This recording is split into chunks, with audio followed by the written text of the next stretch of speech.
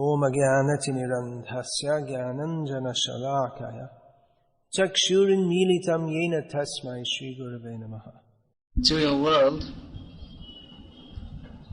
every living being is trying to exploit the resources of this material world for his own enjoyment. Everyone is trying to engage everyone else in his service. Everyone should serve me, everyone should be subordinate to me. Everyone is trying to exploit the atmosphere for their own enjoyment, which is calculated as sense enjoyment. Everyone wants sense enjoyment. So it is an atmosphere of exploitation. Everyone wants to get as much as they can out of this world with putting in as little as they can. Everyone wants to enjoy here. This enjoying spirit is regulated by Vedic directions, by those who follow Vedic directions, in the Karma Kanda section of the Vedas, in which it is suggested that you enjoy this material world, but you perform some pious activities and you can go to the heavenly planets. There you can enjoy better. So in the Karma Kanda section of the Vedas, there are yagyas prescribed. So yagya means some sacrifice, but in this beginning level, Karma Kandiya level, one performs a sacrifice with the idea that I can exploit better in future. I can enjoy better in future. So it's hypocritical actually. But because people in the mood of exploitation are of very crooked intelligence, therefore the Vedic directions begin with the Karma Kanda section. Do sacrifice. Sacrifice means you give something, you offer something in the fire, offer some grains, offer some money, give away in charity. But the idea, the temptation is that you will go to heaven, you will enjoy better. So that sacrifice, that is pandering to the sentiment of exploitation. But it is a beginning. Those who follow the path of Karma Kanda, they are making a beginning. There is some sacrifice. Ultimately, in their mind, that is meant for exploitation. But that is meant to train the person who has got the concept or the motive of exploitation to gradually change that motive to renunciation. That first of all, one performs activities, Karma Kandiya activities meant for elevation to the heavenly planets. And then gradually one is induced to perform not Sakam Karma Yoga performed for fulfilling one's desire, but to perform Nishkam Karma Yoga, that you do it simply as a duty. You perform these activities of Karma Yoga simply as a duty, for the welfare of the universe, whatever it may be, pious activities, without being attached. So this is meant to gradually lead one to the path of renunciation. To understand that actually this material world is this motive of exploitation. It is not very good. Better we should come to the platform of renunciation, that I don't desire to enjoy anything in this world. Let me renounce. So one comes from Karma Kanda to Jnana Kanda. From Pravriti Marg, let me enjoy my senses, to Nivriti Marg, the path of renunciation. Understanding, Jnana means to understand. Actually, this material world is miserable. All my attempts to exploit it are simply ending in suffering. So therefore, better I renounce. But there is another platform, which is beyond renunciation. Exploitation, that is based on the motive, I shall enjoy my senses. And renunciation, that is based on the motive that I didn't get happy by enjoying my senses, so let me renounce everything and then I'll be happy like that. So actually both the platforms of exploitation and renunciation, they're both based on personal enjoyment, ultimately. There's another platform which is that of dedication, where one desires nothing for himself, but simply desires to serve Krishna. That is the path of bhakti. Of course, in this material world, we also find dedication.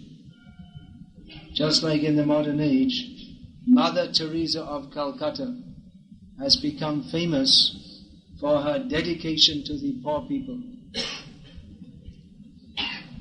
But this dedication, although it appears to be selfless, is all being enacted within the platform of exploitation. Because the poor people, to help them means to help them to regain their health, get some money so they can exploit as well as others, to put them in a healthy position of exploitation, of rejection of Krishna.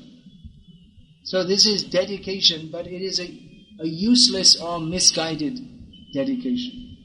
Cannot actually help others. To help a poor man to become rich doesn't actually help him. Actually may be harming him. Because if he's poor, that means he's working off some bad karma. But if you make him rich, then he'll do more sinful activities and get more bad karma and be worse off in the next life. People don't know. Unless there's basic knowledge of what is our intrinsic position, then all our attempts to exploit, renounce or dedicate all simply end in distress, failure, without understanding our actual position, that we are all servants of Krishna. We are meant to serve Krishna selflessly. So this understanding is beyond the exploitation of this material world, or even the personally motivated renunciation of this material world, which without dedication to Krishna, that is also off the mark. That is also not the proper position. If we renounce everything of this material world, but we don't come to the actual platform of serving Krishna, then we're still criminals, maybe not so bad.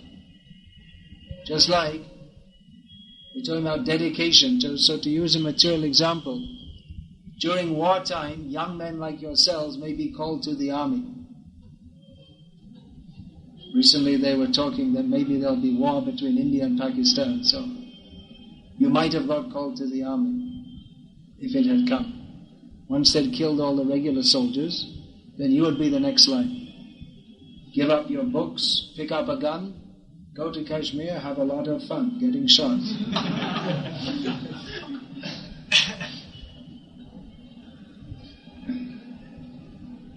So, if you are called to the army, there are different things you could do. One thing is you could pick up a gun and shoot the chief minister. And shoot so many people in the street and loot their money. That would be grossly criminal.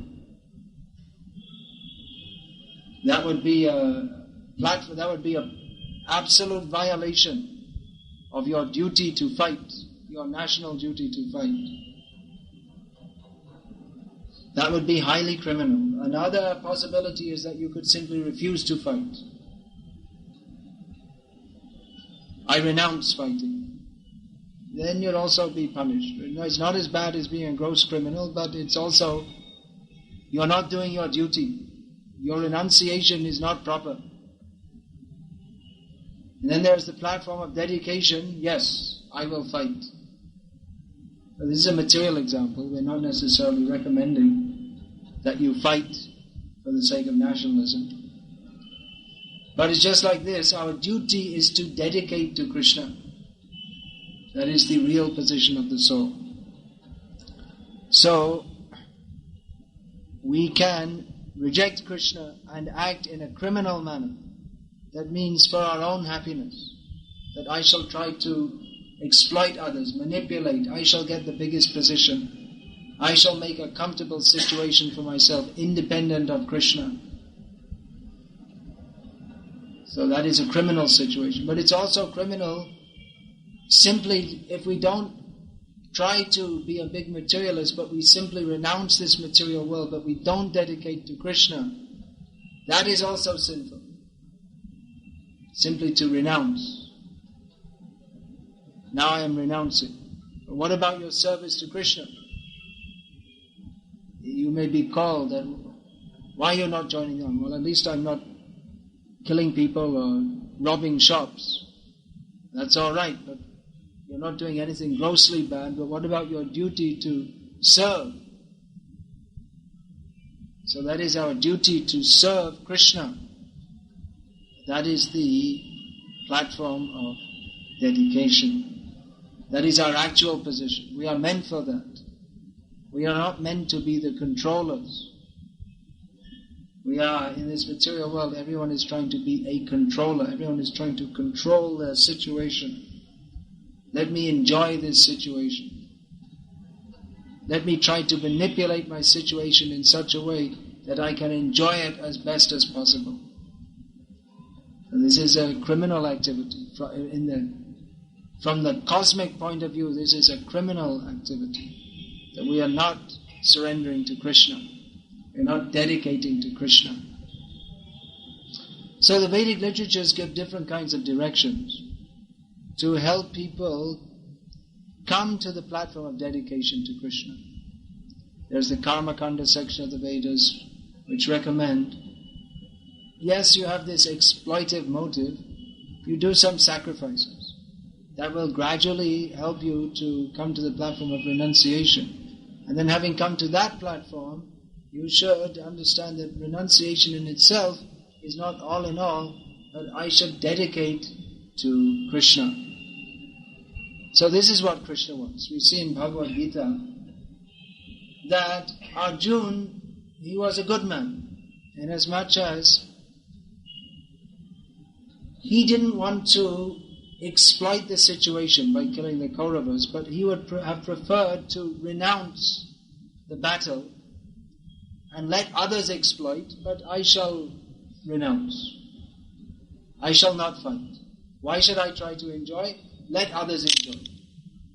But Krishna told him, this is not good enough. For you simply to renounce is not enough. In fact, if you renounce, simply renounce, but you don't do what I say, that will be dereliction of duty. Your real duty is to serve me, Krishna told Arjuna.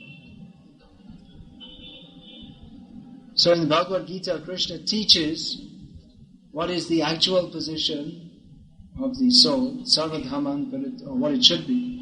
Sarvadhaman parityaja mamekam sharanam vraja. Simply to fully surrender to Krishna. That is what we are supposed to do.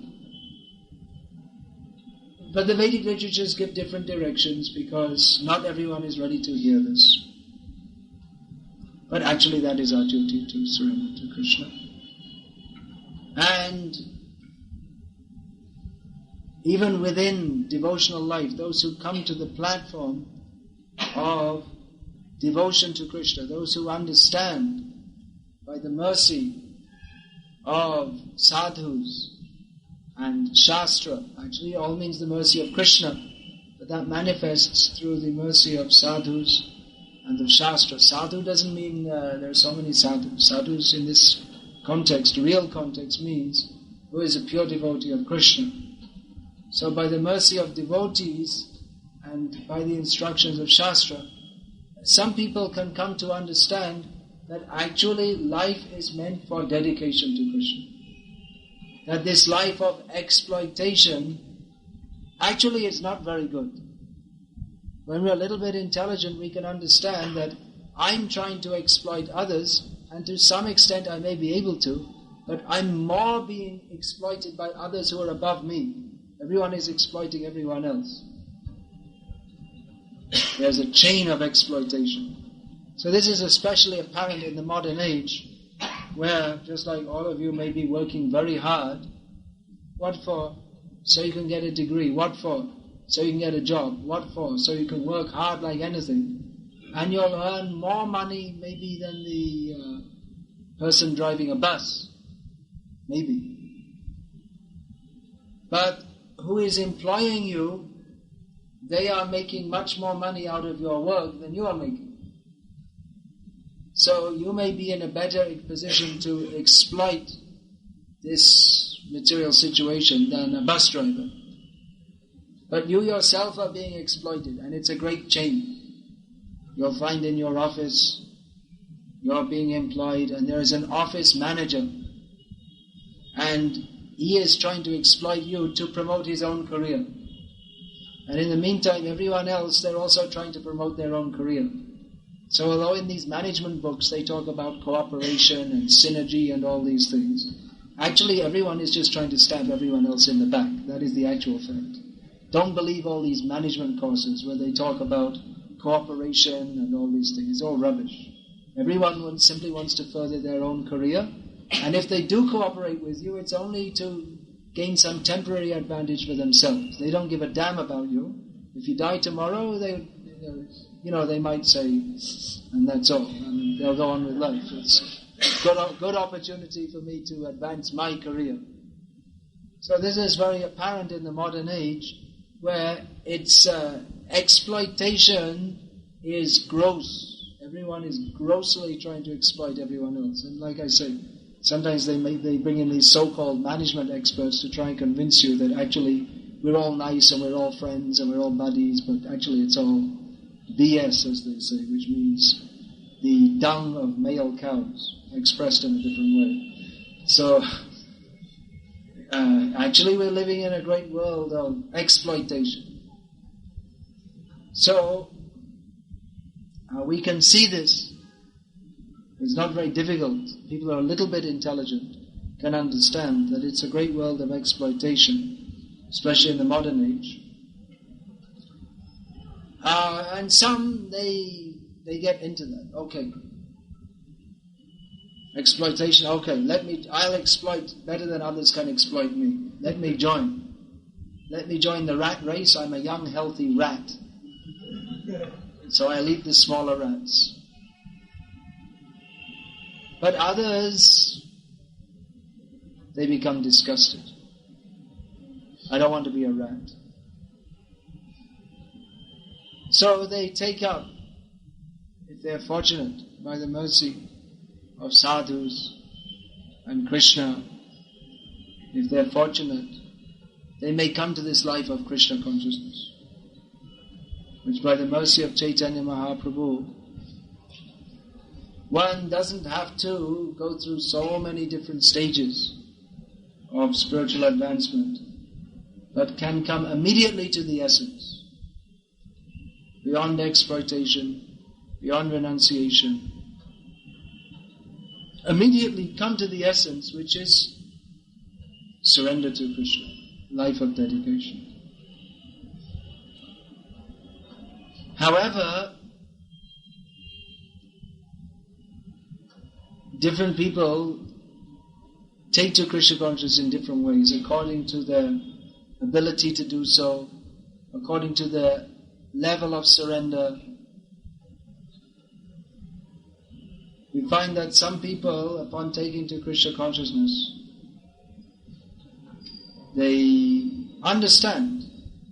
They read some book, they may have some feeling like that already, that this material life is horrible. And especially when they read Prabhupada's books, that may become confirmed. And actually this whole life of struggle, trying to exploit others, being exploited by others, is completely useless. So let me leave all this. Kare na jaibo, bane prabeshibo, olila rosherata. Tati Kulalaj, Bhaja Brajaraj, Vinoda Minoti Kar. This mood has been expressed by Bhaktivinoda Thakur, that we should, giving up home, family, distinction, all these different things. We'll simply go to live in Vrindavan and worship Krishna. Nothing else. Leave everything. Leave everything behind and worship Krishna in Vrindavan. Leave this material world. It is useless. Let me reject it. Let me come to Krishna. So, that is very good. That one should leave everything behind to worship Krishna. However, not everyone who comes to Krishna consciousness is fully ready for that. That they can just leave whatever they are doing and come directly to Krishna.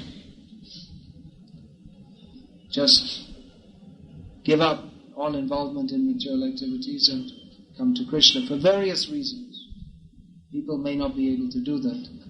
They may feel, well, I have family responsibilities to discharge, I should do that first. Even we see Prabhupada, our Guru Maharaj, he first came in contact, of course he was brought up in a Vaishnava family, but he first came in contact with the strong current of Chaitanya Mahaprabhu's mercy in the form of his Guru Maharaj, Bhakti Siddhanta Saraswati Thakur. When he was just newly married, I think at that time he had a child also, had a young child. So, although he immediately accepted that this life of dedication, this is the highest truth, at the same time, by social obligation, he was trapped in the world of exploitation. He was married, he had some duty there. Of course, even within family life, a devotee, he tries to dedicate himself to Krishna. But he cannot be fully away from that atmosphere of normal, what we call normal society, although in many ways it's abnormal, it's insane. So, one may have certain duties, or one may feel that the platform I am on, I'm just not ready to completely give up all these attachments that I'm involved in, that I want to take up Krishna consciousness very seriously, but at the same time, one may not be ready for such a drastic external change in his situation. So even Chaitanya Mahaprabhu in general recommended that sthane stita shutikatang tanubang manobe ye prayasham jitititopi apitaistri lokya. Chaitanya Mahaprabhu recommended that whatever situation one may be in, one can stay in that situation and worship Krishna, dedicate himself to Krishna with mind, body and words. And in this way, by developing a motive of dedication to Krishna within that situation, one can conquer Krishna, who is otherwise unconquerable.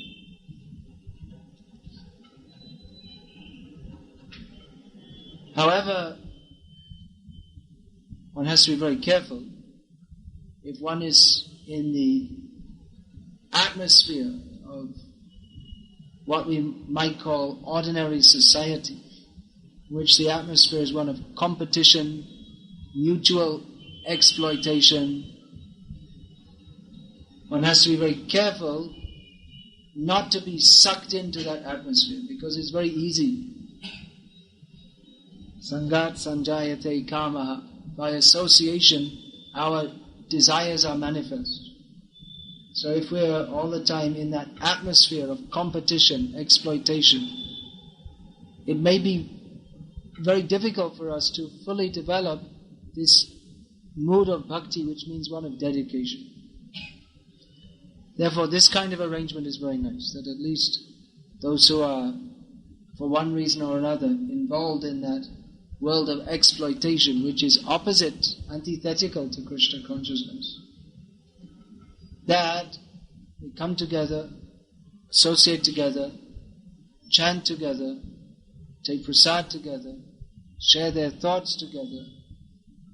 This association based on dedication to Krishna is very powerful, because Krishna Bhakti is very powerful. Maya is very powerful.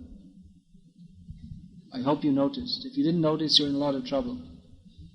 At least we should know Maya is very powerful. If we don't think Maya is very powerful, then we're in a lot of trouble.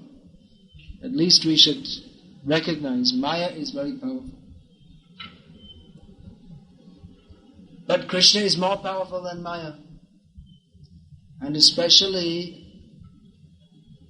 Kali Kale Nama Rupe Krishna Avatar Nam Hoite Hoi Sarva Jagate Nishta. Especially in this Kali Yuga, Krishna has descended as his holy name. And the holy name of Krishna can deliver the whole universe, what to speak of insignificant beings like ourselves. The holy name of Krishna is so powerful. So, even though our sadhana may be far from perfect, nevertheless, if we have any sincerity, which it's understood, most probably we do have, otherwise why should we chant Hare Krishna? Then Krishna will help us. That is the faith of a devotee. And faith, and actually it's a fact. Krishna will help us. But at the same time, we have to understand that all these external engagements that we're involved in, we may do alongside with Krishna Bhakti. But we should understand what the reality of our life is. What is the essence of existence? That the essence of my existence is not to be a company director or a chief engineer or any such thing. Material motives, they're all useless. Whatever we do in material existence, even if you become richer than Bill Gates, which it's highly doubtful all of you together will become even 1/1,000,000th as rich as Bill Gates. Even if all of you together became 1/1,000,000th as rich as Bill Gates, you'd still be pretty rich. So even if you attain to that position, without Krishna consciousness, it's all useless.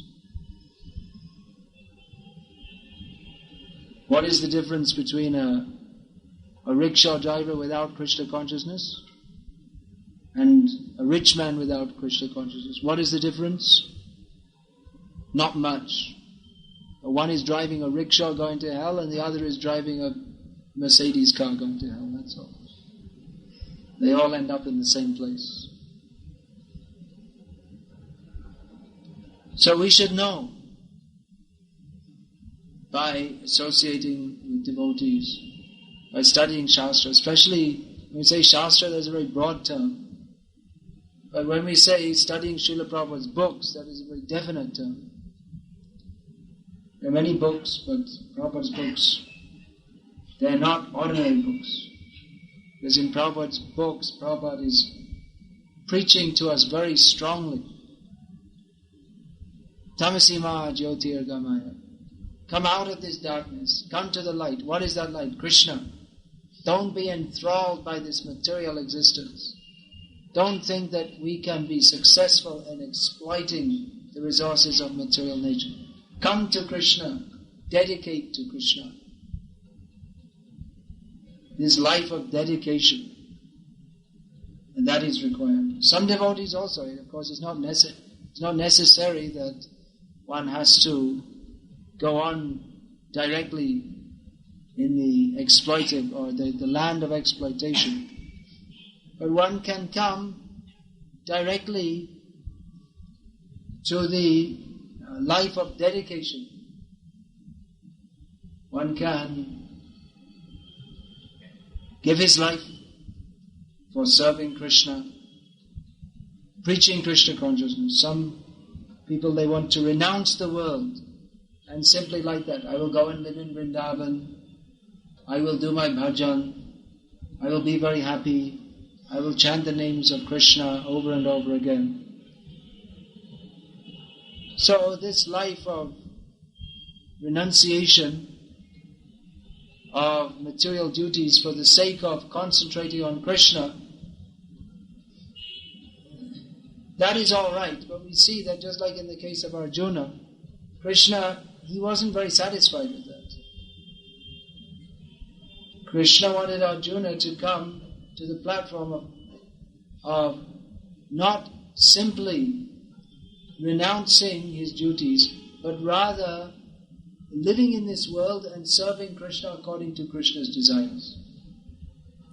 Arjuna thought, now I am to fight this battle. What for?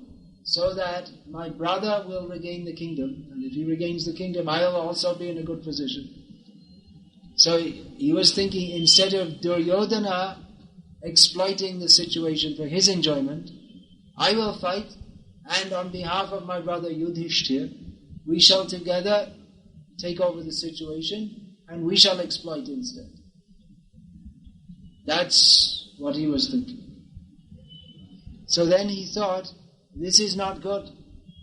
Better I renounce that attempt. I will be a good man. I will go to the forest. I will chant Hare Krishna. Krishna told him, no. You have a better thing to do. You fight and get back that kingdom, but not for the sake of your exploitation, but for the sake of dedication to me, that you do it in my service. Mamanasmara yuddhacha. Think of me and fight. Mat karma krim, mat paramo, mat bhakta sangavarjita. All your activities dedicated to me, in devotion to me, and go back to the world. So that is the best situation. Of course, there are no Kauravas here. There are many persons in the modern world who are in the mood of Duryodhana and company, which is that of trying to exploit and enjoy the material resources. But we don't have a Kurukshetra situation. We have the situation of this being the time of Chaitanya Mahaprabhu's Sankirtan movement. So it is possible to dedicate one's life in that Sankirtan movement and preach the glories of Krishna. That is the best form of dedication. There is a great need all over the world for people to understand about Krishna. People are suffering because they are thinking, I will be happy by exploiting the resources of material nature for my own sense enjoyment. But they are not happy. They are suffering. If they simply learn this simple formula, that Jeev Krishna Das e Vishwas Karleta Ardukane, that you are not the enjoyer of this material world, you are the servant of Krishna. Just try to understand this point. You are the servant of Krishna. Then all the difficulties which have arisen from your misconception of being the enjoyer of this material world, they will all be dissipated. So this preaching is required. People need to know. Just like you have all come to this Krishna consciousness fairly recently, isn't it? All of us fairly recently. I mean, I'm less than 30 years, which to you might seem like a long time, but it's in eternity, it's not much time at all. So we have all come to this Krishna consciousness because someone has made the effort to propagate that, isn't it? So if you're living in hostels and someone came to the hostel and invited you, please come. And maybe even in the beginning, if you heard there's a big pot of halava, and you know it's made from pure ghee, you might have thought, well, that's pretty good. I think I'll go. And that could have been our first beginning. But then when we were sitting down waiting for the halava to be distributed, we heard some pretty good philosophy and we thought, that's true. I should listen more. And then when we listened, we thought, this is really true. Maybe I should find out more about it. And as you found out more about it, you found that Actually, I find here something different. That whatever anyone has ever told me ever since I could remember was all meant either to exploit me or to give me some information on how to exploit others. But here I'm hearing something which is not meant to exploit me. This is actually meant for my real benefit. Therefore we can understand that who is saying this to me, they have no motive to exploit me. They have come from a different platform, from the platform of dedication to a higher ideal, namely to Krishna. So when we hear this, then we become attracted in a different way to any other form of attraction that we've previously had. In the world of exploitation, we are always being attracted or trying to be attracted by sense objects. All the time. All the time we should hear some music. All the time we should see some movie or look at some beautiful young girl. All the time we should try to give some nice food for the tongue. And even when you're not eating, they've invented pan and tobacco. So it doesn't fill your belly, but you still get some taste on the tongue. So you can keep on enjoying the tongue, even when you're not eating. And now they have chocolates and so many things. So, this is a different kind of attraction. This attraction that is being offered is not from the platform of exploitation. Let me enjoy. I shall enjoy. Let me work hard and get more money, and then I can enjoy better than others. But rather we are attracted to Krishna consciousness. Some attraction is there which is coming from a different platform. You see, even many of these so-called spiritualists, they're also teaching on the platform of exploitation. Just like you'll see, there is one certain gentleman, or at least he promotes himself as looking very gentle. They have a photo of him which is kind of blurred to make him look gentle. He's offering the art of living. Have you seen they have a kind of blurred picture to make him look more soft?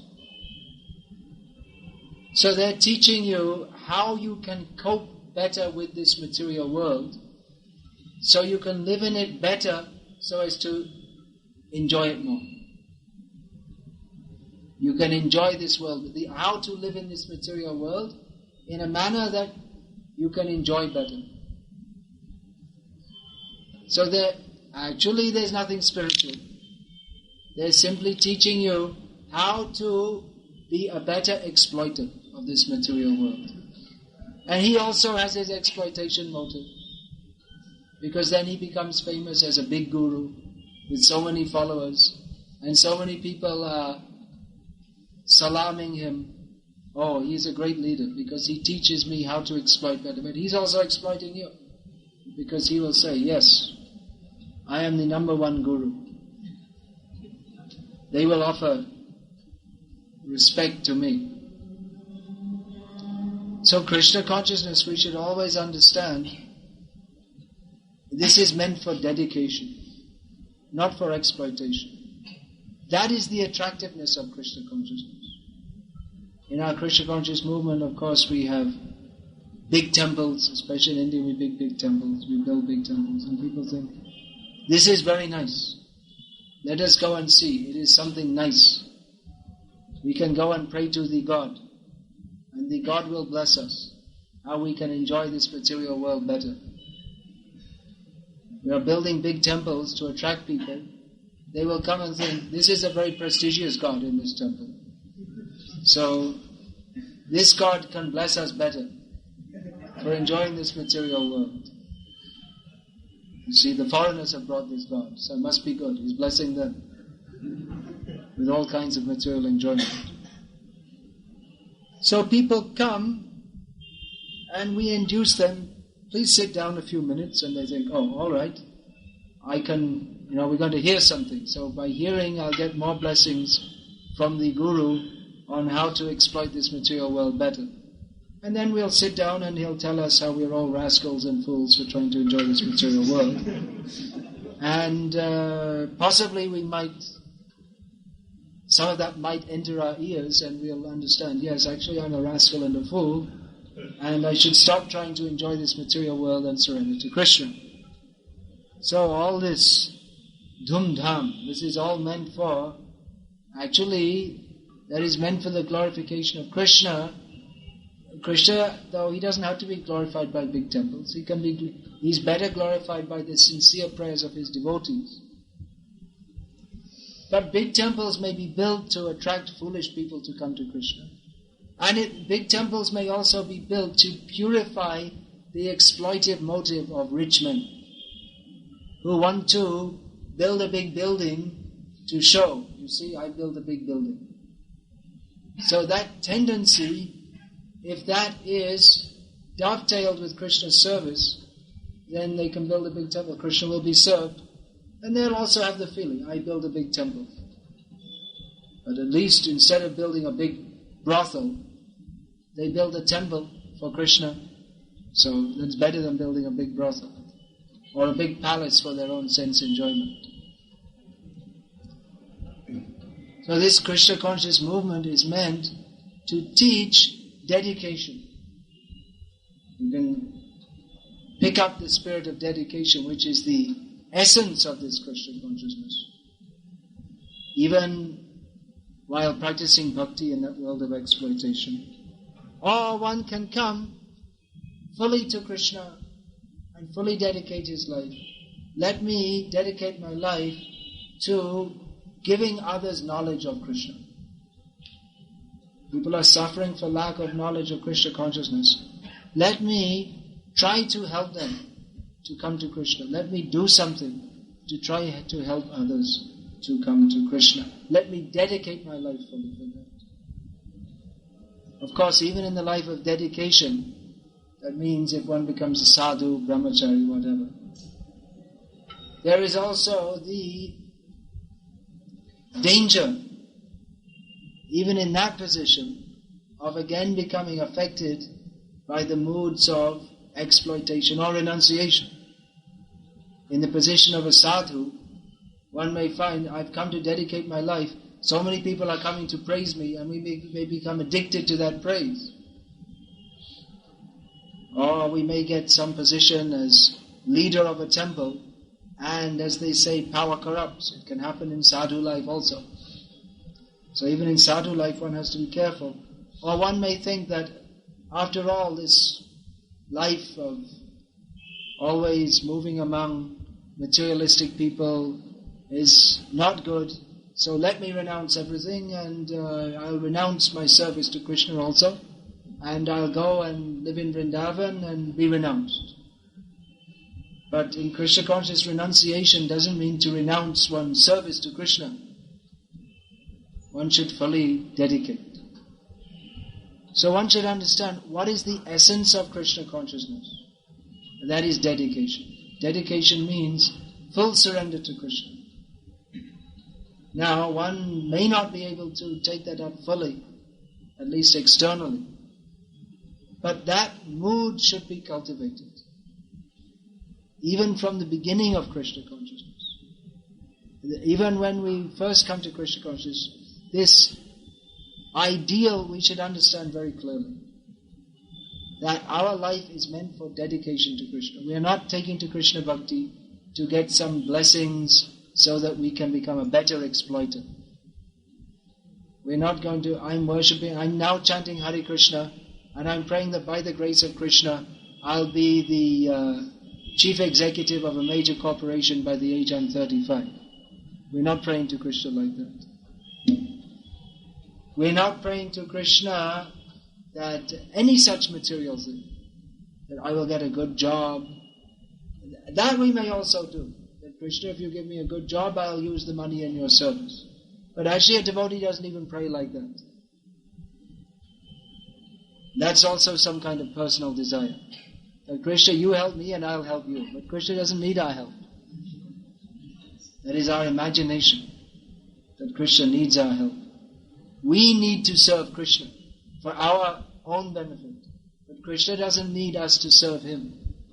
If we get the chance to serve Krishna, that is our good fortune. But Krishna, what does he need our service for? He already has Radharani, the gopis, Mother Yashoda, Nanda Maharaj, Arjuna, Bhima, Yudhishthira, Vidura, Uddhava. What are we going to do to serve Krishna? So we should understand that if at all we have the chance to serve Krishna, we're extremely fortunate. We should simply pray for the opportunity to serve Krishna. And that service to Krishna, that should be with this motive, that we are... And take any questions. I didn't speak long, but the point is there. Changing our consciousness. Krishna consciousness means change of consciousness. Instead of thinking, I shall enjoy, simply thinking, how can I serve Krishna to the best of my ability? So, is there any question about this? Please. Like you said, personal desires are not to be entertained, when you really want to serve Krishna. That's fine, since we are in the materialistic world and we need to have a kind of, any person, since he has reputation, since he has bound with certain his own problems, so he expects at least if he is financially fit, somehow if he settles, so he'll be in a position to pray God. So that in a way it will help in a way that it's a good practice only, in a way how we can consider that it's a personal desire. Suppose if a person suffers with a certain problem, so since he is a human being, he will not be in a position to concentrate on Your proposition is based on innumerable misconceptions. You are saying we are human beings. But the first thing we should learn in Krishna consciousness is that we are not human beings. We are spirit souls. We are eternal servants of Krishna. When we are in a human body, I'm thinking I am a human being. When we're in a dog body, we're thinking I'm a dog. When we're in a dog body, we think that the main purpose of life is to get some meat to eat and one nice kuti, Mrs. Dog, to cohabit with. Now you're thinking that you need some financial position. First you should have some financial position, and then we'll be able to worship the God. So we can serve the mankind or look at in terms of Krishna, he's devoting Krishna in some way he's benefiting the society.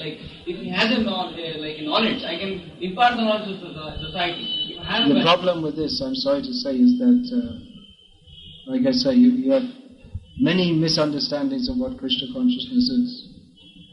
You were saying that we can get some money, then we can serve Krishna. No, it's not like that.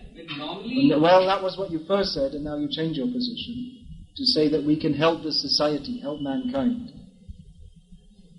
But helping mankind, like I was saying, Mother Teresa, she's famous for helping mankind, but she didn't help anyone at all. It's generally understood that she was helping people. But unless we give people knowledge of Krishna, we're not actually helping. There are so many societies for helping mankind.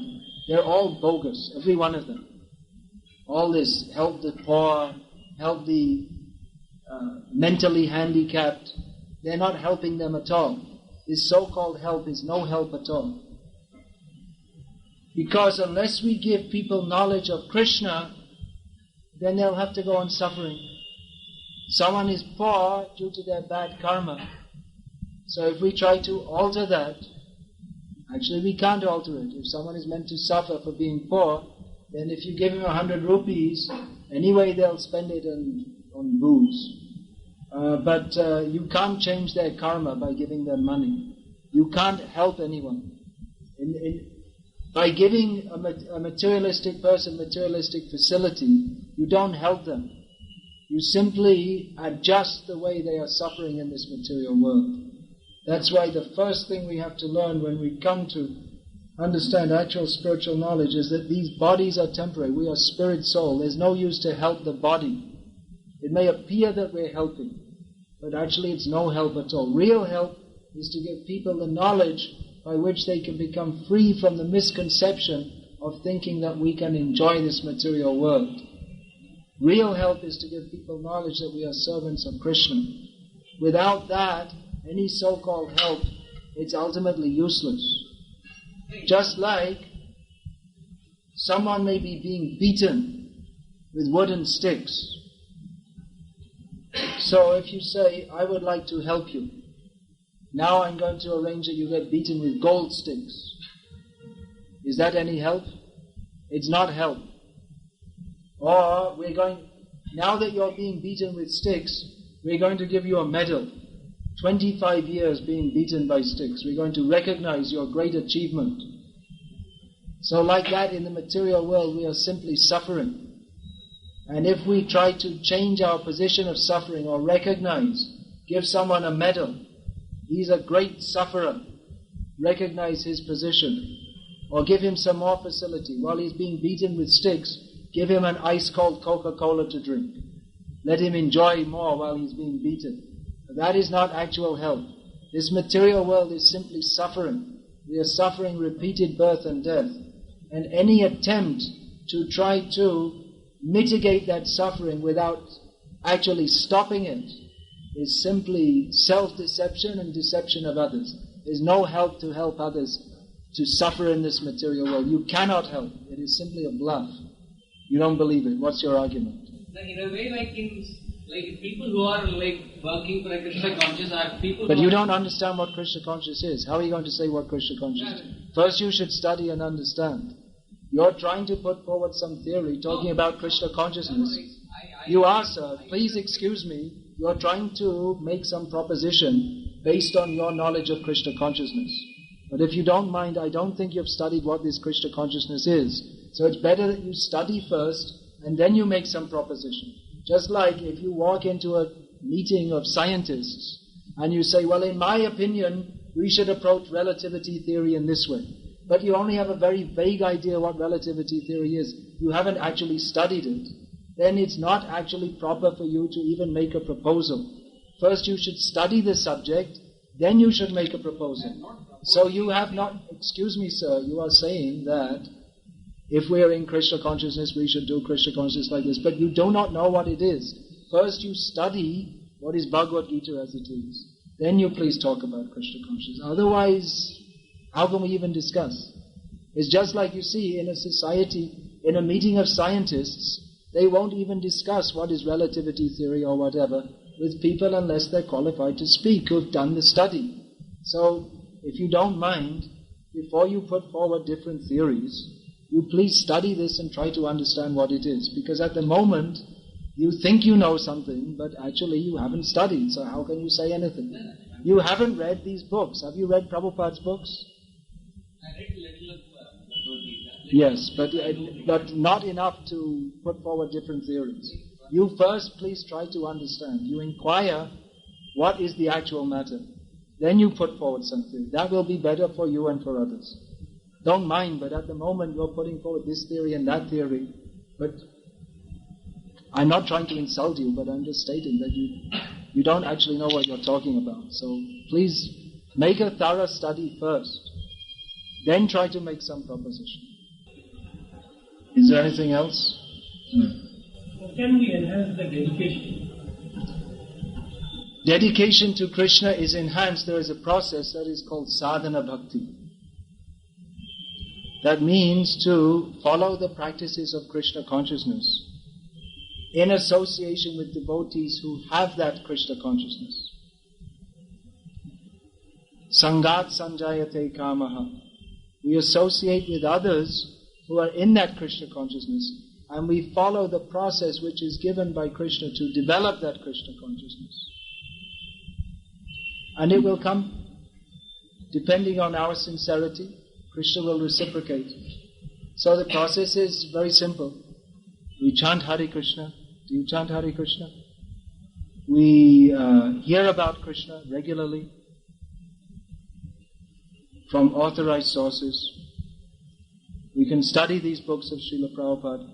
All these processes are meant for enhancing our mood of dedication and surrender to Krishna. So these processes that we are teaching, not we are teaching, but on behalf of our parampara acharyas, this is the recommended process for bringing out our natural Krishna consciousness. So please go on with this bhakti and take it up more and more seriously. How can we be more dedicated? Well, there can be tangible endeavors made to enhance our dedication. Just like, for instance, you're chanting Hare Krishna. Now, how many malas are you chanting every day? 1. So you can enhance your dedication by doing 2. Right? That's more dedication. Now you've dedicated yourself to chant 1 mala. So you enhance your dedication, chant 2 malas. That's very practical, isn't it? We're not talking about something theoretical. This is very practical. You chant 2 malas.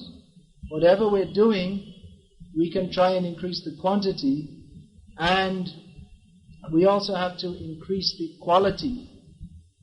Dedication, this means actually dedication means a state of mind upon which certain activities are enacted. Isn't it? Just like that example of the soldier. Because he has the state of mind, let me give my life to my country. Therefore, he goes charging into the enemy forces, risking his life. Why does he do that? Because he has the motive of dedication. So dedication is manifest first of all in the consciousness and then in activities. So when we say you can increase the dedication by chanting more rounds, that means that you will agree to do that because you have some idea that yes, I should do this, I should try to dedicate more. So we should try to increase the quality of our dedication by understanding more why I should do this and praying to Krishna that Krishna, I want to serve you, I want to surrender to you. This dedication, it ultimately is not dedication to some amorphous ideal like the nation, but dedication means dedication to Krishna, who is the Supreme Person, who is our best friend. So dedication to Krishna actually means a very personal exchange with Krishna.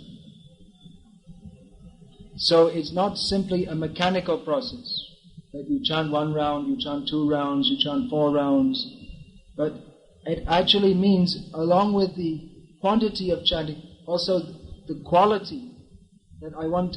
Dedication means giving ourselves to Krishna. So we should pray to Krishna. When we're chanting, what does that chanting mean? That means calling out to Krishna. Krishna, I'm your servant. Please engage me in your service. Please accept my dedication in your service. So of course, dedication, that full dedication, that is the ultimate ideal. And as long as we're not fully dedicated to Krishna, in mind, words and body, then we tend to fluctuate. That sometimes we're thinking, let me surrender to Krishna, and then sometimes we think, well, maybe a little later, or maybe I'll just enjoy a little bit of this material world in the meantime. So we always have to enhance our mood of dedication by associating with devotees who are dedicated, who have that strong mood of dedication, and by reading the books of Prabhupada, which strongly encourage us to dedicate, and by praying to Krishna that now, Krishna, I've given myself to you. Please take me. Please help me. Please pull me out of this world of Maya. It's an ongoing process. We have to constantly surrender to Krishna. And sometimes like that, there'll be fluctuation. Sometimes we'll find ourselves as if maybe floating away from Krishna. And then we feel, oh, Krishna, I'm losing you. Please bring me back. So there's struggle In Krishna consciousness there may be struggle to come to Him. But if we're sincere, Krishna will help us. That struggle is the test. In material life there's struggle. Everyone is struggling because everyone is trying to exploit everyone else. In spiritual life there's also struggle. That means the internal struggle between Maya and Krishna consciousness. So we always have to pray to Krishna, try to increase the quantity of our Krishna conscious activities, just like go from 1 mala to 2 malas, and then try to increase our service to Krishna.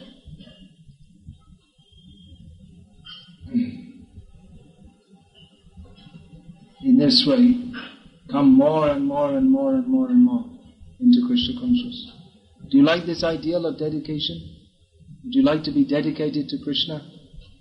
Would you like to come out of this world of Maya, which is simply full of misery, and come to the world of love of Krishna? Would you like that? So pursue that ideal. We should have this motive that let me do whatever is required to come to Krishna. That should be our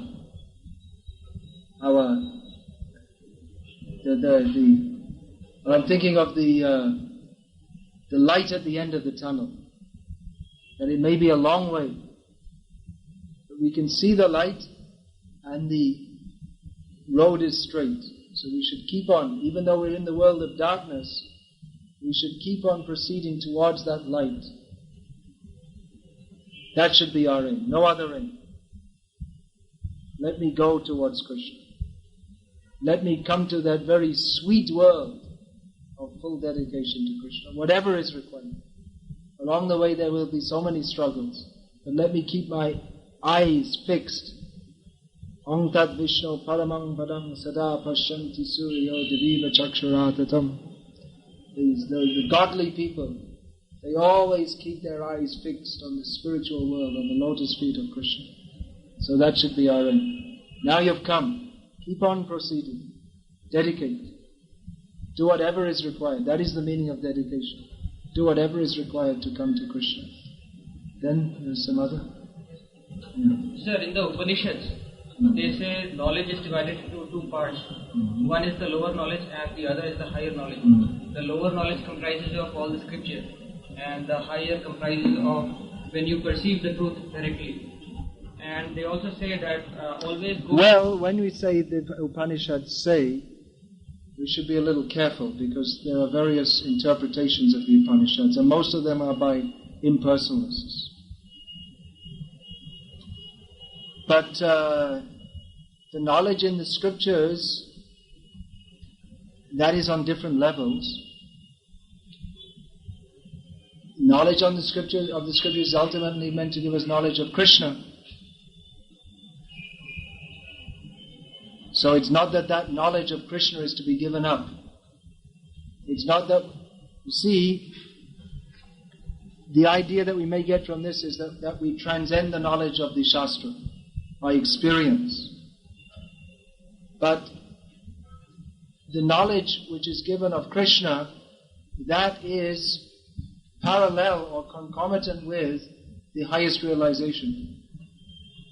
In the Shastra we get knowledge, Vedaischa Saverahameva Vedyaha. All the Vedas are meant to give us knowledge of Krishna. So that knowledge is not to be given up.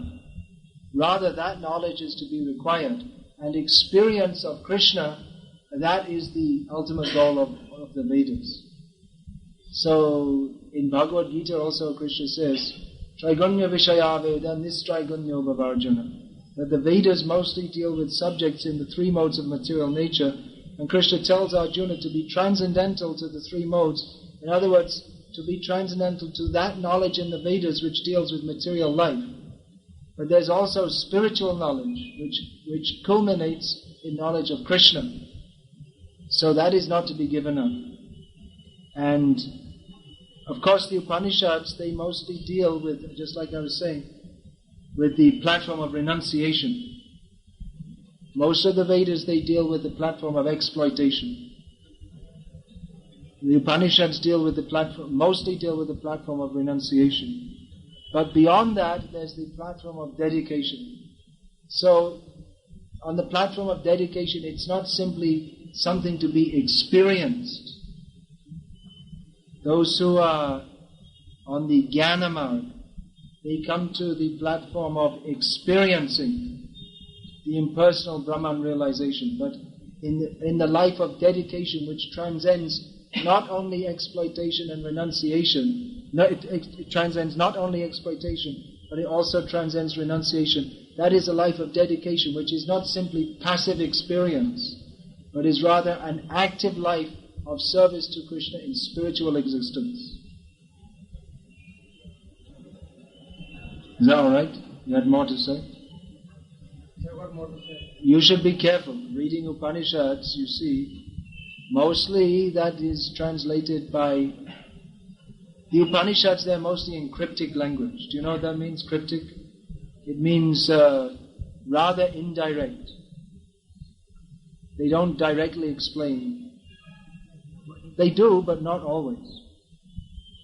So that's often interpreted in various ways.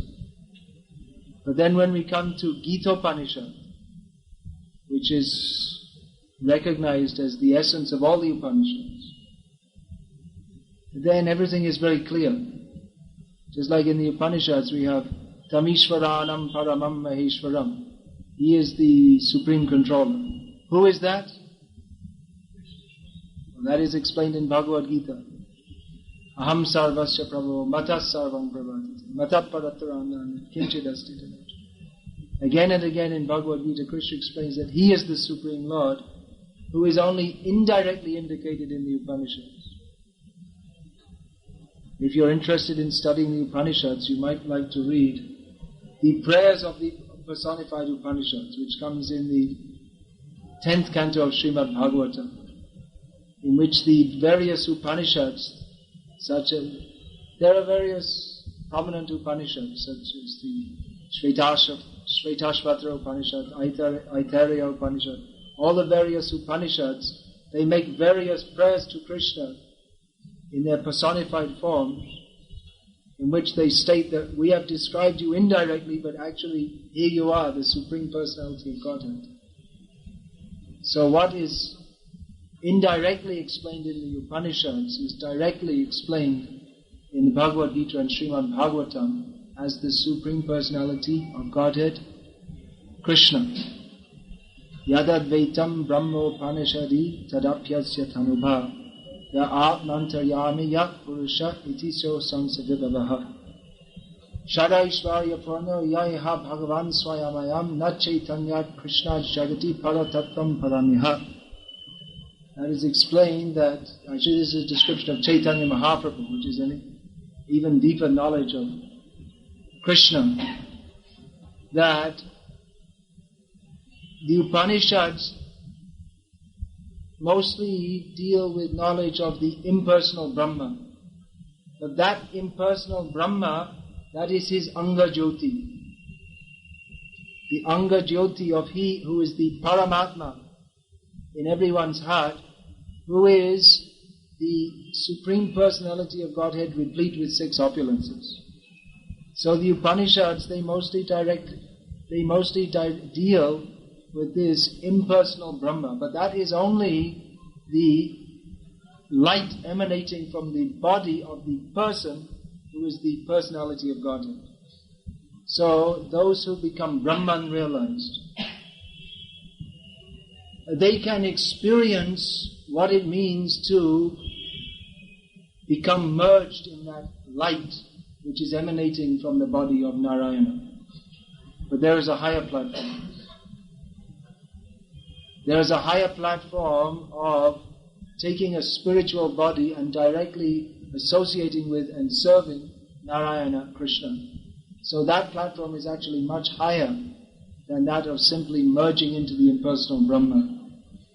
But because people, transcendentalists who don't have an understanding of this dedication, they're interested simply in renunciation.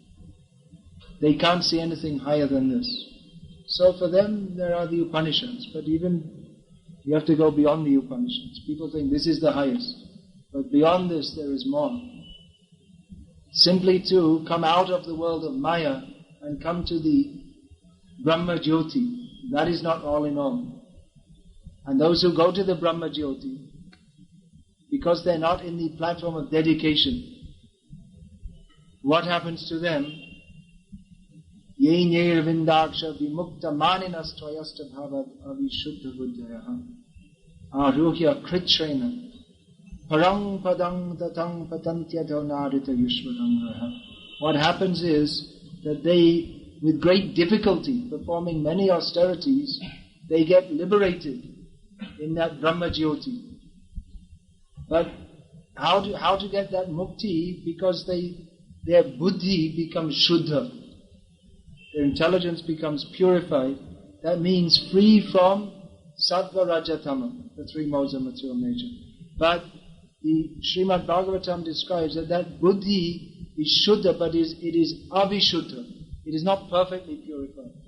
Because they neglected to, although they became renounced from Maya, they neglected to dedicate themselves to Krishna. Therefore they have to fall down again. So what is indirectly indicated in the Upanishads, those who are on this platform think that I'm on the highest platform because it's higher than any material platform, but they don't have knowledge of the platform beyond simply renunciation. Just like in this material world, it's a minus position. We're in a minus, we're always suffering, birth, death, old age and disease. So to come to the platform of renunciation means to come to the zero position. No more birth and death. But we have to come to the positive position of service to Krishna. Then we are properly situated. Simply to become neutral, zero, that is not the perfection of life. So actually, we don't recommend even studying that much of the Upanishads because they don't directly indicate what is to be indicated, who is Krishna. That is the ultimate goal of all the Vedas. And anyway, they're quite complicated.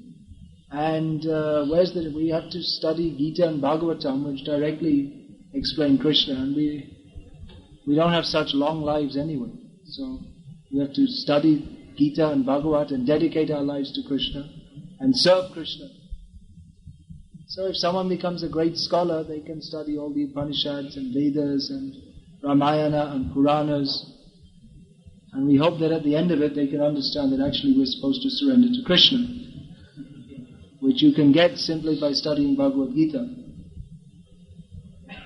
Even you may not study Bhagavad Gita. That may not be. If you associate with a devotee, he can tell you, surrender to Krishna. Oh, okay. Then you become the greatest scholar of the Vedas. Of course, to understand what that surrender is and how to do it, one will have to associate with devotees and study the scriptures.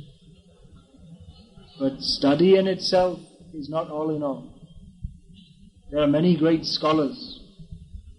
There are many great pundits of Bhagavad Gita. They can recite all the shlokas. Not only from chapter 1, verse 1 to the end of Gita, but they can even recite it backwards. But it doesn't necessarily mean that they understood anything. Just like, I can read something in a scientific journal and come and start talking to you about quarks and relativity theory, and you might think, oh, well, he really knows a lot, but I'd just be bluffing because actually I don't know anything about it at all. So, like that, you can learn the words of Gita. It doesn't mean you understand anything. So simply to mouth it, you can train a parrot also. You can train. Doesn't mean he understands anything. So we should study Shastra, but not simply as an academic exercise, but we have to enter into the spirit of it. Otherwise, studying Shastra can again become another matter of exploitation. That means we like to show, oh, I know so many Shastras. You see, I am superior to you. But when one really understands Shastra, then he thinks, I am inferior to everyone. I am the servant of everyone.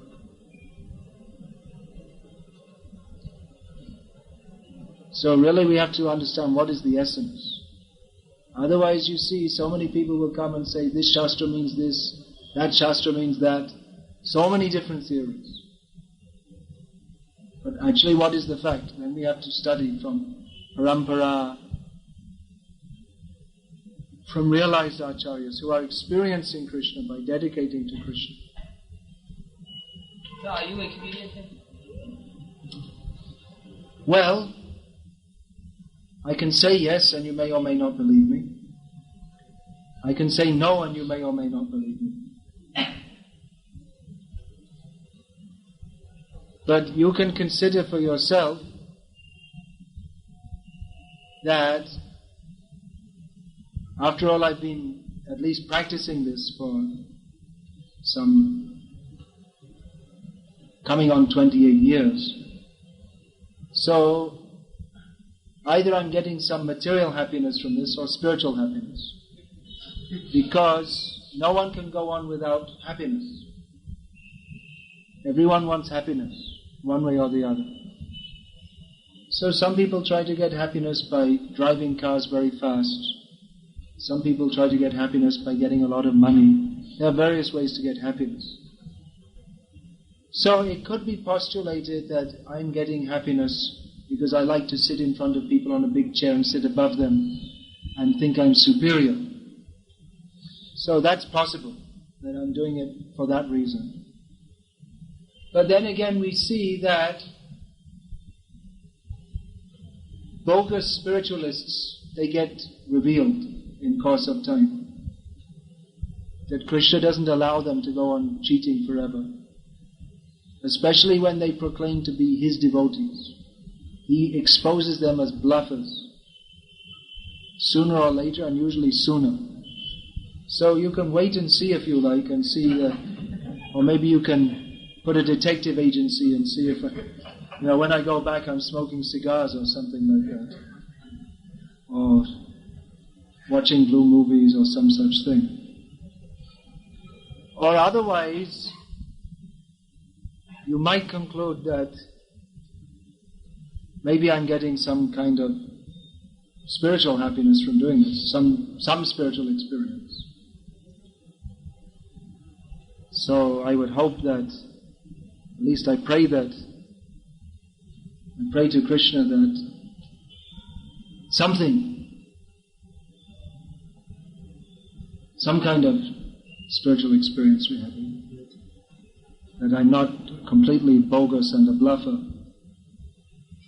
and that Krishna will be kind on me. There should become some kind of experience, isn't it, to continue?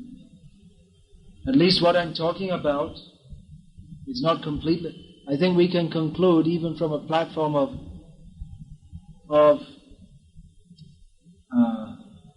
unattached, logical analysis. We conclude that what I'm talking about is not simply some bluff.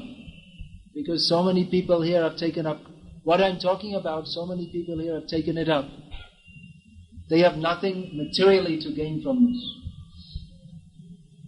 That we're telling them you give up meat, fish, eggs, gambling, intoxication. Of course, you may not be doing all of these things, but probably most of you are doing some of these things.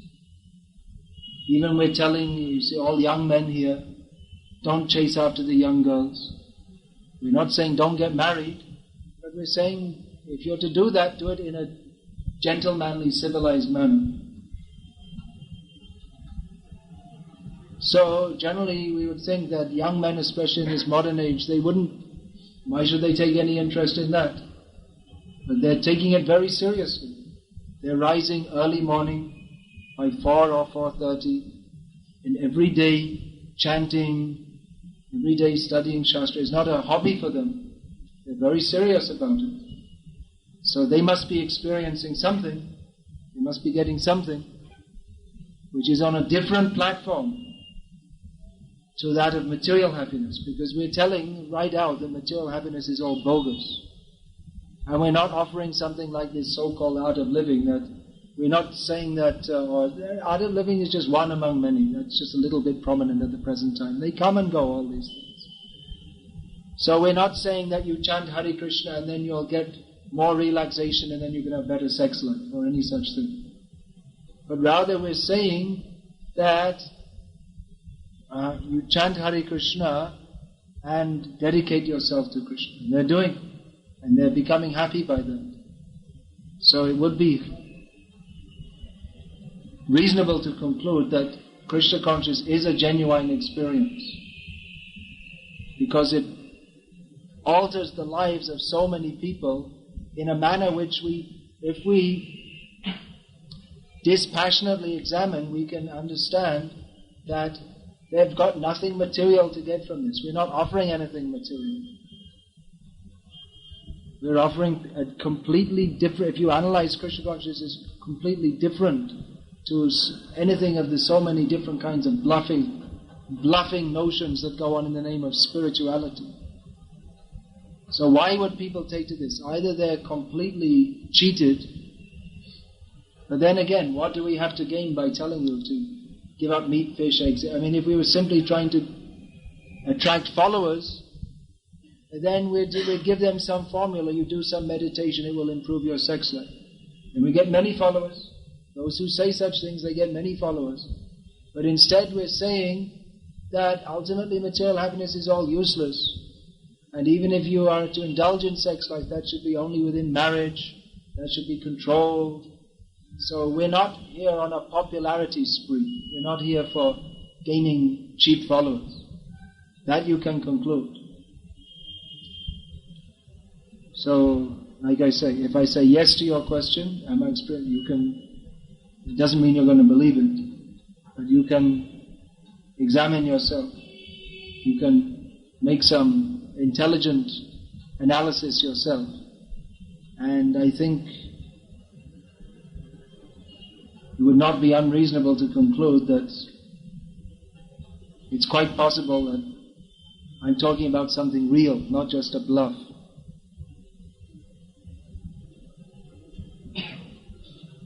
Then the next question comes, are you experiencing it? And if not, why not? Come on, you also come. That's why we're here, to convince you. Come. Don't waste your time. Don't waste your life. You're meant for experiencing ananda, actual bliss. Utishta, jagrata, prapya varam navodata. You know this from the Upanishads. Get up, wake up.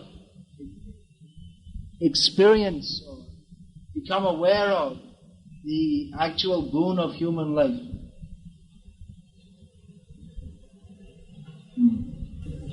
The knowledge of this kind is more of experiential level. Can it be objectively conveyed to the others, or for that matter, understood from the point of intellect?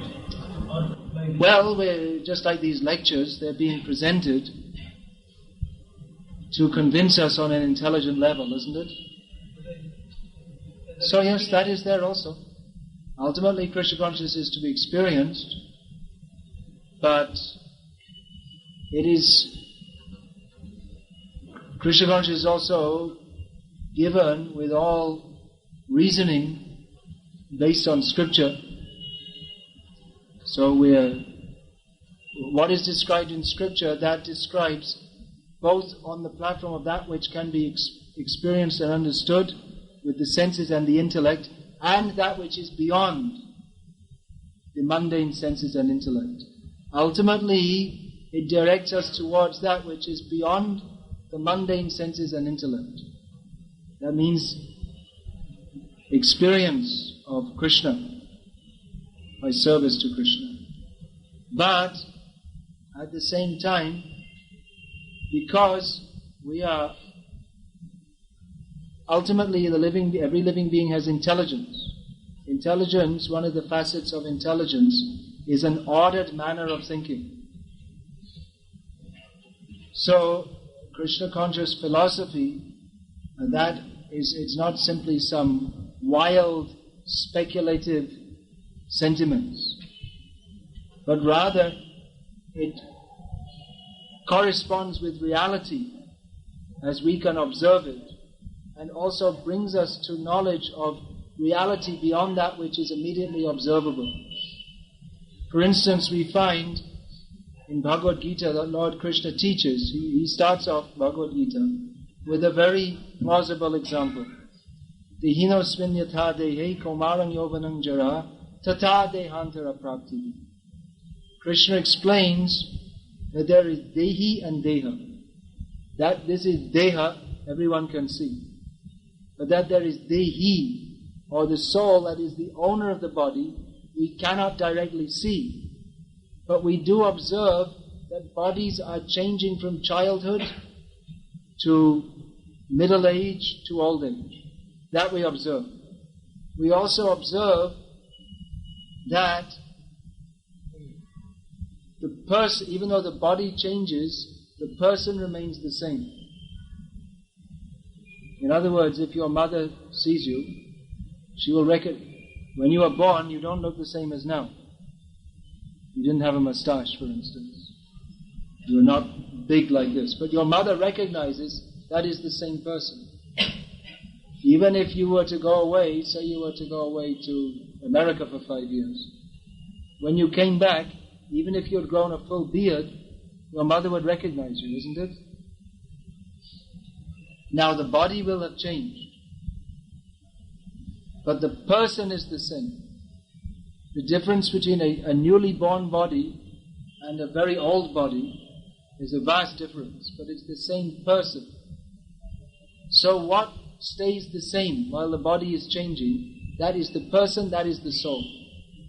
So Krishna very reasonably explains in Bhagavad Gita that although the body is changing from childhood to boyhood to youth, the person or the soul stays the same, and that when the body dies, actually the person remains, because the person has remained the same throughout.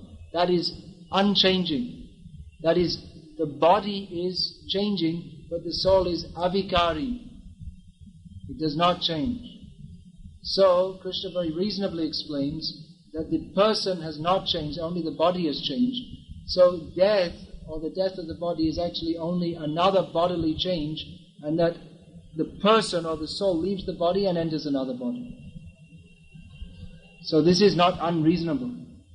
Krishna also explains in Bhagavad Gita that we give up bodies just like a person gives up clothes. When your clothes get old, you change them, but you're the same body within the clothes. So in the same way, when the body becomes old, then the body is changed. The soul gets a new body. And Krishna explains in Bhagavad Gita that this world is full of suffering. Why? Because it is full of birth, death, old age and disease. So these are things we can practically experience, which are described in Scripture. And Scripture gives us methods, practical methods, for developing Krishna consciousness. For instance, by chanting Hare Krishna. This is given in Shastra. And if we do it, the method which is given in Scripture, we chant Hare Krishna, we associate with devotees, we follow all these things. If we do these things, then we will experience how I am becoming purified, how I am becoming freed from lust and greed and anger and so many things, how I am becoming enriched with thoughts of Krishna, with love of Krishna. So the Scriptures guide us towards a destination which we may not see now, but if we follow the direction, we will reach it. Just like you may be on a ship in the sea, and the captain gives direction. You follow this, you see, this is the compass. You go in this direction. So we don't know where we're going. We're in the ship. We just see this vast sea around us. But if we follow the experienced captain's direction, go in this direction. Or sometimes, even if our goal, the port that we're sailing towards, is due west, he may direct us to sail west-southwest. He may not direct us even directly. You may think, why? Well, maybe because in west-southwest there's a favorable current which will carry us quickly, more or less in that direction. Then again we can change and go In other words, the experienced captain knows how to guide us according to the standard directions. And if we follow that, then we will reach the point, which is back home, back to Godhead, back to Krishna. So some faith is required. When we say faith, people think, oh, faith, oh, I don't believe. But faith is required at every step of life. Just like now you're breathing. Why are you breathing? Because you have faith that if you breathe, actually we don't even think why we're breathing, but we breathe because we have faith that I need air. But if someone told us that the Bhopal gas disaster is now again struck Baroda, then we may want to hold our breaths and run away. We have faith that we haven't done any scientific tests to ascertain whether the air that we are breathing is good for us or not, but we have faith.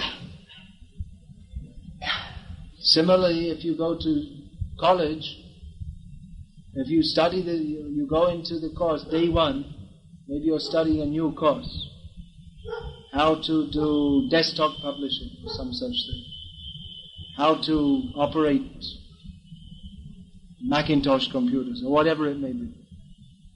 So you go in and when you begin you have no knowledge.